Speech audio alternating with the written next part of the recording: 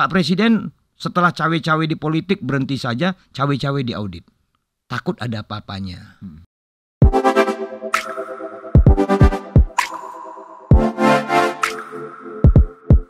Halo pendengar dan netizen Radio El Sinta dimanapun Anda berada, tamu kita kali ini Anda sudah sering dengar suaranya di radio ya, dan sering kita wawancara. Nah, tamu kita juga sering membuat heboh karena pernyataan-pernyataan yang ceplas-ceplos, tentu berbasis data, karena yang disampaikan adalah fakta-fakta hukum yang kemudian banyak diantaranya menjadi rujukan. Ya, beberapa kasus diantaranya misalnya yang ditangani oleh Kejaksaan Agung, ya, kemudian yang ditangani oleh KPK, juga semuanya menjadi rujukan masyarakat dan juga para jurnalis. Saya langsung sapa Iskandar Sitorus, Sekretaris Pendiri Indonesia Audit Watch atau IAW. Ya. Iya, Mas. Bang Is, apa kabar Bang Is? Alhamdulillah sehat. Selamat siang semua netizen Indonesia, khususnya pendengar El Sinta begitu. Sehat Bang Is ya. Alhamdulillah sehat. Kayaknya sekarang semakin di mana-mana selalu muncul soal mengenai data-data yang terbaru. Biasa itu akhir pemerintahan, akhir tahun Mas Wir. Oh, jadi selalu ini ya. Audit itu polanya di situ. Oh, awal dan akhir. Ya, di awal itu biasanya agak lembut, di akhir itu menjadi agak lebih keras sedikit begitu. Kerasa karena banyak penyimpangan atau apa, Bang Is? Karena pergantian kalender kan. Oh, akhir tahun begitu. Oke, tapi ngomong-ngomong Bang Is, sebelum kita mengulas beberapa kasus ya, artinya concern dari Indonesia Audit Watch kan audit anggaran penyelenggara negara. Cerita sedikit dong mengenai Indonesia Audit Watch itu apa sih? Kapan didirikan? Siapa aja orangnya? Jadi gini Mas Wiryo, Indonesian Audit Watch itu lahir tahun 2005. Waktu itu hampir berbarengan dengan lahirnya Undang-Undang BPK. Itu sebenarnya kanal dari teman-teman di BPK yang tidak puas ketika menemukan hal yang buruk disampaikan kepada pimpinan tetapi dipoles menjadi lebih baik begitu. Jadi sebenarnya ini adalah alternatif bagi teman-teman umumnya tadinya di BPK, auditor-auditor. Saat itu belum dikenal istilah pensertifikatan atau lisensi di antara mereka gitu. Justru kita menjadi think tank kalau dari dalam itu umpamanya kanalnya mampet atau terbendung, kita dari luar yang memecahkan kanal itu. Begitu dia. Jadi sekarang baru terungkap ternyata IAW ini bocorannya dari BPK juga. Teman-teman di sana lah gitu. Teman-teman di sana ya. Iya. Pantas akurat, guys. Dulu zamannya Pak Anwar Nasution itu nggak ada yang semampu beliau sampai saat ini. Jadi pimpinan BPK itu yang punya aura atau karisma besar menegakkan marwah BPK itu baru Pak Anwar. Dan kami harus akuin langkah dia luar biasa gitu. Tadinya kita berharap akan lahir Anwar-Anwar lainnya, tetapi malah yang lahir adalah kekerdilan lebih kerdil dari Anwar gitu ya. Ya seperti sekarang sampai 2 orang anggota BPK dalam 1 minggu terkonsolidasi kegiatan jahat kan luar biasa itu Mas. Nah ini menarik karena sebetulnya sekitar 1 atau 2 bulan yang lalu saya sempat dapat bocoran dari Pak Iskandar nih. Dia bilang begini. Ini off the record karena penegak hukum belum mempublish. Waktu itu dia bilang ada anggota BPK yang menerima aliran dana dari BTS 4G katanya Kominfo. Yang benar ya. Nilainya miliaran, puluhan miliar. Waktu itu ya gitu betul. Ya. Nah, kemarin ternyata benar ya. Sudah dikembalikan kayaknya. Nah itu juga pengembaliannya kan tadinya minta dapat 40, dikembalikannya 31. Padahal 2 minggu lalu dia minjem 40 dari suatu perusahaan besar gitu. Jadi ini orang emang konyol ini anggota BPK nih. Sudah nakal, bandal, koruptor gitu kan. Jadi keterlaluan nih orang itu, Aksanul Kossasi ini begitu. Kita tahu kok minjem dari mana dia beberapa minggu lalu. Minjemnya 40 miliar tuh. Itu IAW bisa dapat data sedetail itu dari mana, Pak? Kebaikan orang-orang netizen Indonesia ini luar biasa. Jadi Mas Wiryo terkadang kami ini hanya pemantiknya saja. Informasi itu dari netizen teman-teman. Kalau jurnalis itu kalau hitungannya 10%. Kalau netizen kan kadang-kadang nggak bisa dipertanggungjawabkan juga, Bang. Kan kita verifikasi. Kita Okay. verifikasi, kita tracking, kita minta bantuan teman-teman yang biasa, yang endusannya lebih tajam dari biasanya gitu ya. Kalau teman-teman di BPK sendiri paham kok kalau kita sudah bergerak itu umumnya kita rajin, kita konsisten. Kita tidak mau meninggalkan yang sudah kita tilik atau sudah kita pegang atau sudah kita endus. Contoh, kasus BTS itu bulan April kami sudah sebut bahwa kami ragu dengan audit LHP-nya BPKP. Dia sebut ada kerugian negara 8,03 triliun. Kami ragu, kami nggak mau sebut berapa angkanya. Faktanya persidangan sampai hari ini baru angka 2 triliun kok kerugiannya. Nah, artinya apa? Bener kan? Kenapa bisa bener? Dibocorin juga dari dalam gitu loh Mas Wil. Jadi sebetulnya nggak sampai 8 triliun? Nggak sampai. Keraguan kami itu sudah banyak orang tahu kok.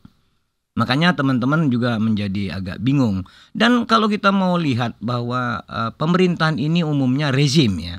Kalau di Indonesia itu kan sekarang paling lama 2 periode. Ini akan biasanya berdarah-darah 2 tahun sebelum berakhir. Sebentar, kalau hitungan IAW itu berapa kerugian negara di BTS ini? Sekonyol-konyolnya koruptor di Indonesia Mas Wir, 50% itu udah tinggi. 50% sudah tinggi. Sudah tinggi. Jadi kalau di angka 4 triliun sudah tinggi. Sudah tinggi. Ini malah kan kebocorannya 80%. Ini di luar normal yang luar biasa. Negara paling korup di dunia kita dong kalau gitu. Belajar apa kalau rujukannya BTS. Nah ternyata sidang-sidangnya membuktikan bagaimana. Terkecuali nih Mas Wir.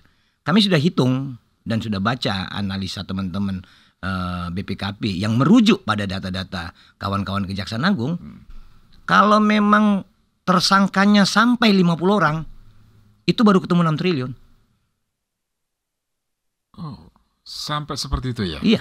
Jadi logikanya adalah paket ini kan paket 1, 2, 3, 4, 5. Rata-rata yang JO atau grupnya itu yang memegang proyek itu kan 3 perusahaan, 2 sampai 3.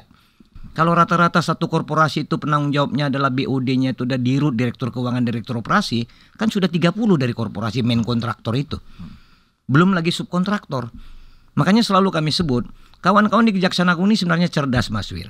Ketika bagaimana laporan pertama ditelisik, baru diselidiki, baru sampai penyidikan. Teman-teman di penyelidikan itu bingung kok jadi begini bentuknya gitu. Kita terima itu informasi itu. Jadi sebenarnya penanganan hukum di Indonesia itu baik, tetapi pelaksanaannya tidak sempurna Mas. Pilih-pilih itu benar. Yang dikatakan Ibu Megawati tebang pilih itu benar. Begitu dia Mas Yuna. Jadi sesuai dengan kepentingannya? Itu sudah pasti. Itu sangat pasti. Makanya ketika ada tersangka di situ Edward Hutahayan yang dicap atau disebut orang yang suka terkonsolidasi, berkawan dan lain-lain, pat gulipat di Kejaksaan Agung, tapi dibuktikan menjadi tersangka oleh kawan-kawan Kejaksaan Agung. Tapi setelah ada fakta-fakta persidangan, itu luar biasa. Makanya cap bahwa ada komplotan di Kejaksaan Agung, ada komplotan di KPK, oknum iya. Tapi nggak lembaganya Mas Wir. Sejahat-jahat orang di sana, nggak semua jahat kok. Itu logikanya. Seburuk-buruk KPK, enggak semua buruk. Itu yang kita lihat bahwa seperti hari ini, minggu ini sebenarnya teman-teman di Gatot Subroto BPK itu malu. Bayangkan untuk pihak di Kejaksaan Agung sudah ditersangkakan Aksanul Kossasi. Di sebelah Kuningan KPK sudah disegel ruangannya Pius Lustri Lanang. Ini siapa? Ada satu lagi menurut pengakuan yang di Kejaksaan Agung. Satu orang lagi pria. Terlibat terkonsolidasi sekitar 5 miliar dari uang yang dapat Aksanul itu. Pria ini di BPK juga? Di BPK, anggota juga. Anggota BPK juga? Iya. Wah, nekat juga ya. Nah kalau ini nanti dipublis dan rajin teman-teman di Kejaksaan Agung menelisiknya, kan 3 dari 9, 30% bermasalah dalam 1 bulan. Ini kan repot sudah kan. Anggota BPK gitu. Oke. Sementara BPK kan bertugas mengaudit seluruh penggunaan anggaran baik di kementerian atau lembaga. Iya, kan? Anggaran dan kinerja. Anggaran dan kinerja kementerian dan lembaga. Betul. Jika mereka bermasalah, lalu bagaimana dengan hasil audit yang mereka lakukan? Kami bersyukur mereka bermasalah Mas Wir, supaya cepat diganti. Tapi hasil auditnya kalau bermasalah? Kan yang bekerja bukan mereka bukan auditor kok. Siapa bilang Aksanul auditor? Siapa bilang Pius auditor? Enggak kan? Kan dilekatkan sertifikat setelah dia menjadi anggota BPK. Jabatan politis maksudnya? Iya, yang benar-benar auditor itu adalah teman-teman di bawah yang berjenjang dari mulai 0 sampai angka 100. Jadi kita nggak percaya mana mereka juga ini yang pimpinan-pimpinannya. Itulah yang mereka berjibaku dengan data, investigasi data semuanya. Betul, itu yang harus kita jaga. Dan itu pula yang digerakkan seperti di Papua tertangkap tangan itu, digerakkan oleh pimpinannya. Kan disebut KPK, terkonsolidasi, terkoneksi pada Pius. Kan dari Papua itu kejadiannya. Kepala perwakilan menggerakkan anak buahnya sampai ke bawah-bawah. Artinya apa? Keburukan itu dimulai dari Jakarta. Kalau di daerah tuh penakut Mas Wir. Kalau umpamanya saya jadi kepala perwakilan ditempatkan di Papua, kan saya ditempatkan pimpinan dari Jakarta. Kalau saya dijewer dan dinasihati, hati-hati, kamu jangan mencuri, saya takut. Ini malah disuruh kan, wah saya enak dewi udah, cawe-cawe katanya, diizinkan. Nah, jadi itu rusaknya gitu. Ya, ini yang kadang informasi yang disampaikan itu kepentingan di atas diambil yang sesuai dengan selera mereka, afiliasi mereka. Betul. Tetapi jadi tidak, hasil kerja keras dari tim auditor yang dibawa kadang nggak dipakai. malah mereka kadang merasa sakit hati Mas Wir. Dia menemukan ada keburukan 10 rupa. Sampai ke pimpinannya dia nggak tahu bagaimana tinggal 2 rupa. Itu fakta. Kasihan auditor itu. Makanya ketika saya sering ke sana, umpamanya ngintip di sebelah masjid, ngintip di sebelah kantin, kadang-kadang saya terenyuh juga lihat mereka. Makan mereka lah kadarnya Mas. Apa yang di kantin BPK, silakan kadang-kadang pendengar Sel Sinta nongkrong di sana lah gitu. Ala kadarnya. Bukan mereka tidak ada uang atau kekurangan, enggak. Tapi memang kondisi itu seperti itu ada. Dan kami yakin di angka 60-70% itu masih setia terhadap cita-cita awalnya menjadi auditor itu. Masih kok. Nah ini yang harus kita jaga dengan cara, ya memang kalau ada pimpinan yang bandel, nakal, koruptor, ya harus diteriakin rame-rame. Kenapa harus sungkan gitu. Saya kenal itu kok yang ditersangkakan sekarang. Lama saya kenal itu. Ya. Tapi kalau ada ke nilai-nilai yang buruk, katakan buruk. Yang benar katakan benar. Begitu kurang lebih Mas. Oke. Nah jadi bagaimana publik mempercayai kinerja BPK jika demikian? Dalam hal misalnya ada kementerian lembaga yang secara rutin misalnya menerima WTP lah, wajar tanpa pengecualian laporan keuangan, begitu ya. Tetapi ketika bermasalah kan menjadi pertanyaan. Maksudnya ada oknum di BPK bermasalah kan akhirnya menjadi pertanyaan. Kan Jangan-jangan. begini juga Mas Wiryo. Kan publik juga yang terjebak bahwa WTP itu adalah benar. Kalau di kami mah itu enggak gitu. Ya kalau WTP ketika pemeriksaan rutin monggo WTP. Tapi kan ada pemeriksaan yang tidak diduga-duga, pemeriksaan dengan tujuan tertentu, ada temuan atau permintaan dari aparat hukum. Bahwa WTP itu tidak bisa mengganjal atau menjustifikasi pemeriksaan dengan tujuan tertentu, tidak bisa menyingkirkan audit investigatif, nggak bisa. Istilahnya ya lu WTP, ya gua PDTT, ya gua ya investigatif gitu dia. Jadi bukan bahwa kalau Mas Wiryo sebagai menteri Kominfo kemarin WTP, kemudian ada kasus BTS bahwa enggak saya WTP, enggak bisa gitu Mas Wiryo. Nah, publik yang mungkin belum memahami bagaimana audit itu begitu. Jadi tidak bahwa WTP adalah semuanya baik. Karena yang WTP itu kan sampling. Jadi 1000 item yang diperiksa cuma 30, nggak sampai 100 malah kan. Malah yang di sampling itu adalah yang ditunjuk oleh audit itu sendiri, oleh si menteri itu sendiri atau lembaga itu sendiri. Jadi bukan itu. Kami mau memasyarakatkan WTP bukan ukuran segalanya. WTP itu salah satu komponen dari banyak komponen lainnya. Jadi bukan ada itu Banten WTP zamannya Atut. Banyak provinsi WTP. Yang terjadi malah ujungnya KPK. Nah, masuk penjara semua kan gitu. Jadi bukan ukurannya adalah WTP, tetapi bagaimana hal-hal yang mereka lakukan dalam satu kalender tertentu di kalender-kalender berikutnya tidak terbukti sebaliknya. Begitu aja Mas. Oke. Tapi ada nggak biasanya untuk mengejar WTP ini, status WTP, kemudian ada cara-cara yang ya barangkali kotor, barangkali dilakukan karena WTP mungkin buat mereka ini prestis ya bahwa lembaganya misalnya clear and clean misalnya. Itu sebagian Mas Wiryo. Sebagian kepala daerah yang gubernur, bupati, wali kota yang quote and quote bodoh malah harus keluarkan uang untuk dapat WTP. Itu agak konyol. Ada yang seperti itu. Oh sangat, dia kan hanya menunjukkan performa, tidak menunjukkan yang sesungguhnya. Kepala daerah yang baik itu adalah pemeriksaannya tidak perlu WTP, tetapi untuk dijadi perbaikan ke depan hari. Jadi apalagi WTP asumsinya dengan uang dibeli kemudian dia hura-hura, lihat Bogor. WTP masuk tuh semua. Nah jadi tidak itu ukurannya. Kita mau mengatakan bahwa ya Anda baik tuh cukup baik. Nggak perlu sertifikat baik. Kan begitu sesungguhnya. Ini kita membuat hal yang baik menjadi bersertifikat, tapi beli gitu. Oke, nilai itu kebaikan, tapi begitu beli udah buruk. Nah jadi hal-hal seperti ini yang tidak bisa dipahami. Kasihan para kepala daerah itu. Beberapa kepala daerah yang saya kenal, saya sebut bahwa nggak perlu, malah Anda itu harus melawan kalau memang auditornya menyatakan yang berbeda. Anda harus sampaikan bahwa Anda itu tidak seperti yang Anda nilai. Saya pernah nangani satu kasus kebetulan besar di DKI Jakarta itu ratusan miliar dari alokasi 1,2 sampai 1,5 triliun. Auditornya saya ajak diskusi. Coba Anda jelaskan polanya di mana, dasar hukumnya bagaimana, perspektif Anda kenapa demikian. Kalau saya punya begini bagaimana?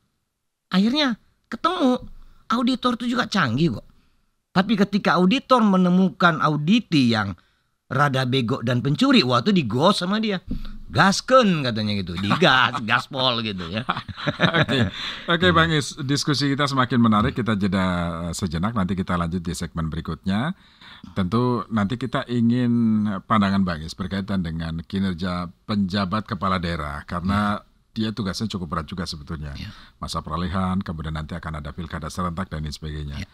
Keuangan negara pasti akan banyak keserut ke sana ya. Pasti. Nah, nanti kita bahas di segmen berikutnya. Pendengar dan netizen Radio El Sinta, tetaplah bersama kami.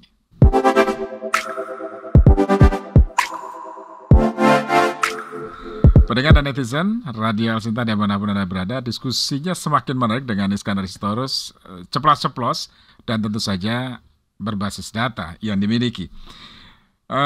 Bang Is, kita tahu sekarang kan seluruh kepala daerah PJ semua nih. PJ semua, mereka punya tugas pertama mengawal pelaksanaan pemilu presiden, legislatif, soal netralitas dan lain sebagainya. Ya. Yang kedua adalah pelaksanaan pilkada serentak nanti, dia harus mengawal tuh. Gitu ya. Anggarannya kan tentu nggak sedikit ya Bang Is ya. Nah, bagaimana nih Bang Is wanti-wanti atau apa begitu ya kepada mereka supaya tidak ada kebocoran-kebocoran. Jadi begini dia Mas Yura, para pendengar setia El Sinta ya. Kalau kami perhatikan PJ ini transisi sebenarnya ini kan menyamaratakan waktu keserentakan. Betul. Karena ada bupati yang baru tinggal setahun lagi, ada yang 8 bulan dan lain-lain untuk menyerentakkan. Kami sarankan kepada pemerintah di akhir masa jabatan bikin PJ 1 tahun. PJ 1 tahun. Iya.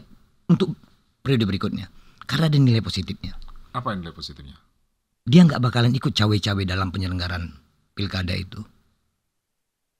Jadi PJ yang sekarang? Dia tidak akan ikut ini. Kecenderungannya tidak akan ikut. Karena dia bukan orang yang ditentukan oleh orang di dalam atau orang lokal. Dan bukan hanya Kemendagri, ada yang polisi, ada yang tentara, kan begitu ya. Ini memberi warna.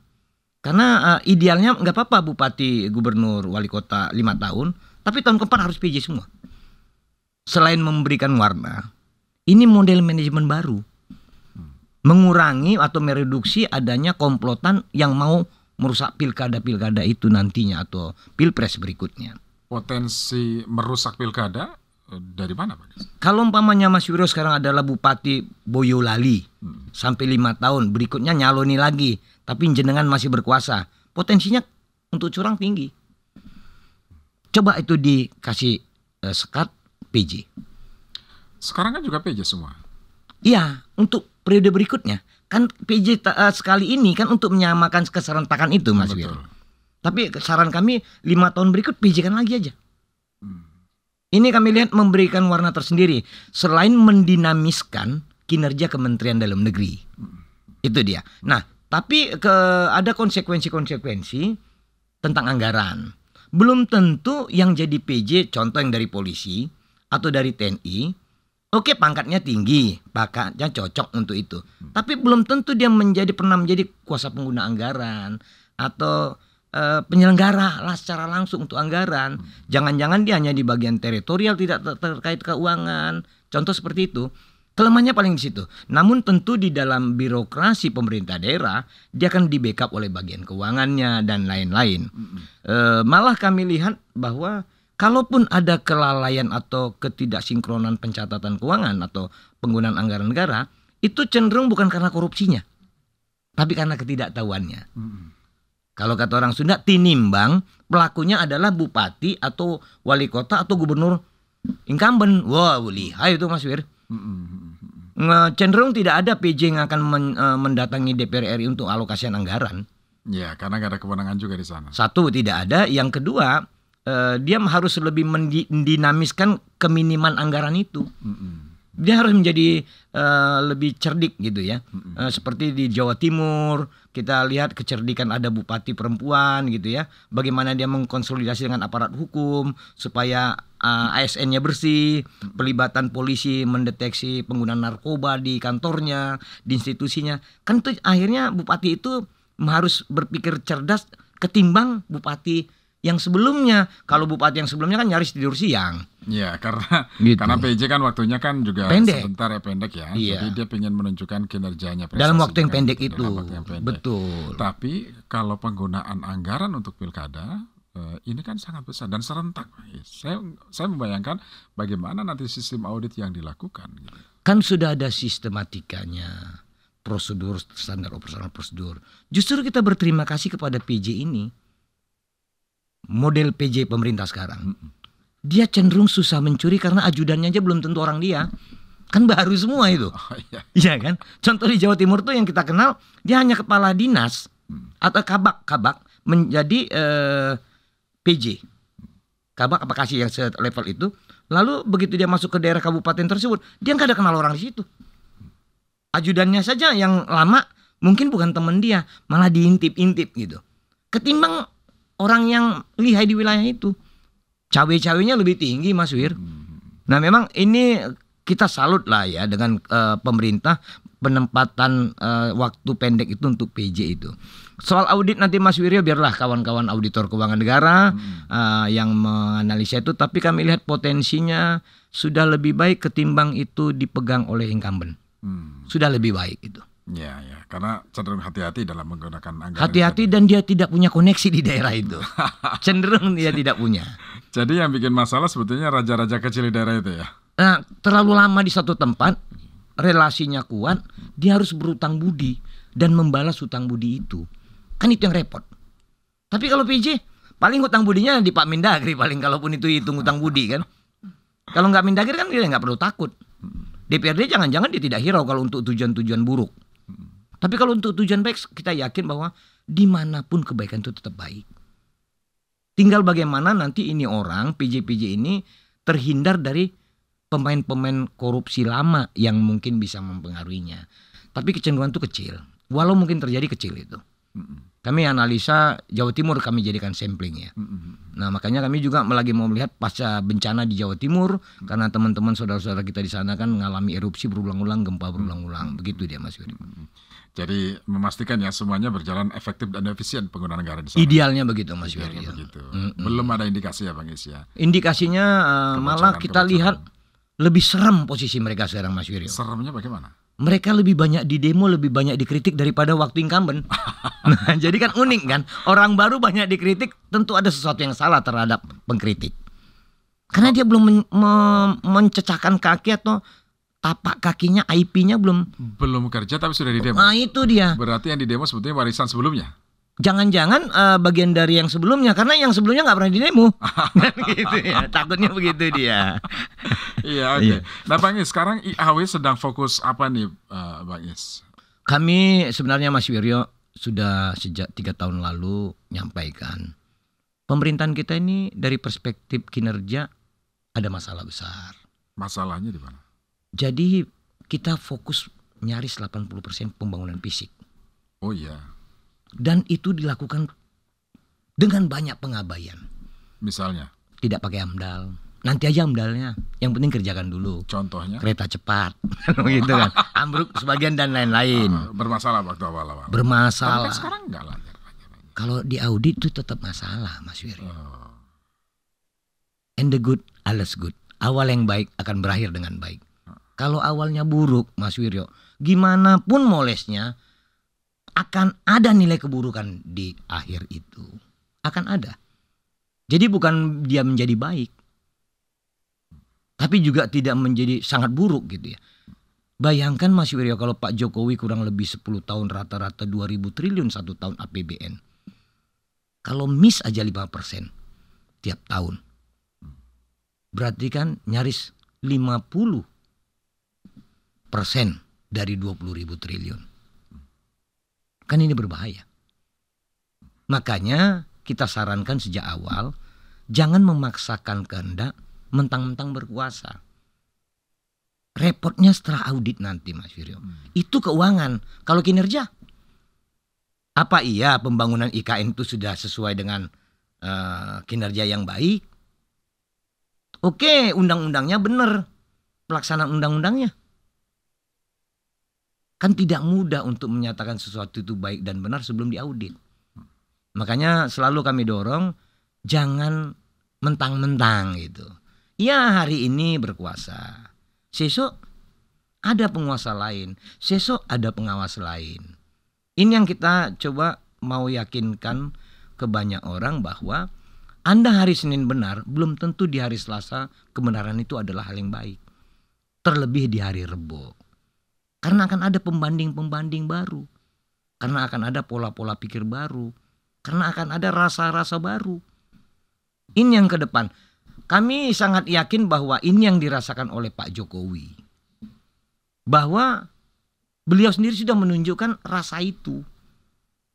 Dan yang kami sebut sejak awal bahwa Pak Jokowi belum bisa dengan suasana senyap baik atau happy dengan yang namanya kawan-kawan di BPK itu. Di Auditor Keuangan Negara itu kalau kita mau jujur belum ada yang chemistry-nya kuat kepada pemerintahan ini. Coba dicek satu-satu. Indikasinya apa, Pak? Kami tidak pernah melihat ada produk dari BPK yang untuk meluruskan hal buruk di tengah-tengah publik. Publik bilang buruk nih. Auditor tidak pernah menampilkan hal yang sebagai formulasi mereduksi keburukan itu. Belum pernah itu dilakukan. Tapi bukankah memang itu tidak bisa dilakukan oleh auditor? Harus. Contoh, kalau ada temuan seperti kecelakaan atau ambruknya satu bangunan, dia harus bisa memberi penilaian. Tapi ketika dia tidak memberi penilaian, mungkin takut, sungkan, yang tidak diberi ini menjadi bom waktu pasca rezim ini selesai berkuasa. Kan setiap zaman ada orangnya. Setiap orang ada zamannya. Oke, sekarang zamannya Pak Jokowi. Paling tidak sampai Oktober Betul. 2024 mendatang. Benar. Nah, saran Anda dari sisi auditor ya, supaya nanti tidak bermasalah di akhir masa jabatan berkaitan dengan penggunaan anggaran ini. Kalau saya jadi Pak Jokowi, saya konsultasi ke BPK. Kira-kira seperti apa yang sudah saya kerjakan ini secara total? Apa saran untuk tidak menciptakan efek negatif setelah Pak Jokowi berkuasa? Itu harus dilakukan. Ini saran kami. Jangan besok, waduh, kalau sekarang Pak Jokowi cawe-cawe di politik, nanti orang lain cawe-cawe di persoalan Pak Jokowi. Ini yang kami lihat. Contoh teranyar lah sebulan terakhir. Pak Jokowi belum kelar memerintah, food estate dibongkar kok. Pak Jokowi belum kelar memerintah, hak angket DPR untuk MK didorong kok. Bagaimana kalau Pak Jokowi sehari sudah meninggalkan singgasana istana? Jangan-jangan bukan hanya angket, pansus, panja, pansus, sudah itu yang lain-lain tuh. Nah ini kan harus bisa direduksi, harus bisa dieliminir. Bukan tidak mungkin akan ada nanti pansus MK, bagaimana perilaku mantan ketua MK, dikuliti. Bagaimana itu? Nanti jangan-jangan pansus memerintahkan BPK melakukan audit kinerja sekaligus pemeriksaan dengan tujuan tertentu untuk penyimpangan kewenangan. Kelar Mas Wiro. Nah ini yang mungkin terlampau sederhana di pikiran rezim, tapi kami menakutkan itu. Itu saya bertemu dengan teman-teman auditor baik di level apa di BPK, teman-teman di sektor swasta bilang berbahayanya di situ. Ya seperti ini yang lebih jauh lagi, tambang. Luar biasa regulasi tentang tambang kita. Bisa 1000 iup mati dimatikan, seketika bisa 2000 iup diberikan yang baru. Ini kalau di assessment nanti di audit, bagaimana Freeport yang adalah korporasi besar untuk kita dapat supaya saham Republik maksimal di dalamnya, yang beli adalah Inalum, perusahaan yang kecil. Dilogikakan dulu gitu. Itu sama seperti kami sebut itu Mas Yuryo, ada Indomaret atau Alfamaret yang Maret lah gitu ya, dibeli oleh warung rokok di pinggir jalan. Gimana logikanya? Sulit untuk mendeskripsikan, meyakinkan siapapun bahwa Indomaret, Alfamaret dibeli oleh warung kecil milik bibi saya gitu. Gimana caranya? Analoginya seperti itu. Iya. Ya? Jadi sudah pasti bermasalah. Udah pasti bermasalah, tapi yang dijual adalah wah, kita bangsa Indonesia sudah memiliki 51% di Freeport.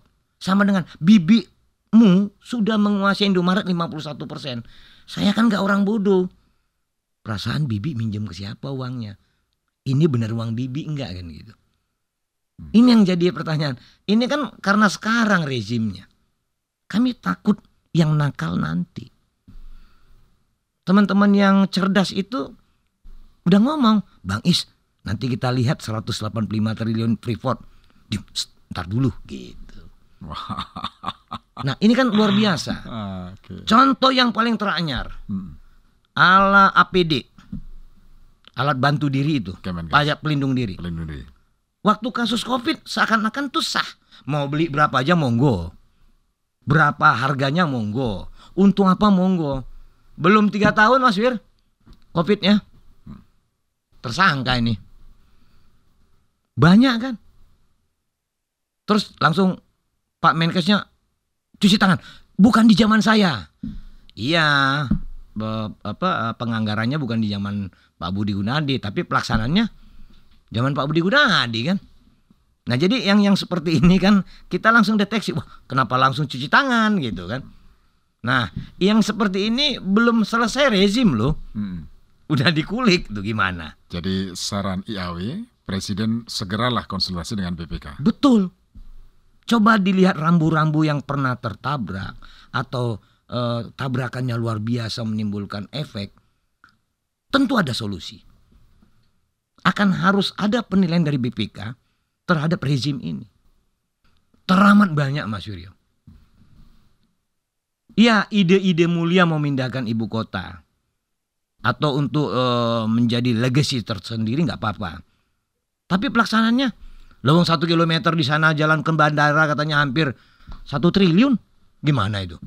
Padahal membuat jalan tol aja di Jawa bisa 250 sampai 300 miliar 1 kilometer. Ini contoh-contoh yang teranyar. Apa yang hendak kami sampaikan? Jangan hari ini dianggap itu adalah bagian dari kesuksesan kinerja. Habis memerintah itu adalah penyimpangan kewenangan yang berdampak pada merugikan keuangan negara. Jadi masih ada waktu ya Bang Is bagi Presiden untuk menyelesaikan masalah ini semua ya? Kami pikir daripada Pak Presiden cawe-cawe di politik, mending cawe-cawe di audit lah. Saran kami Mas Wiryo.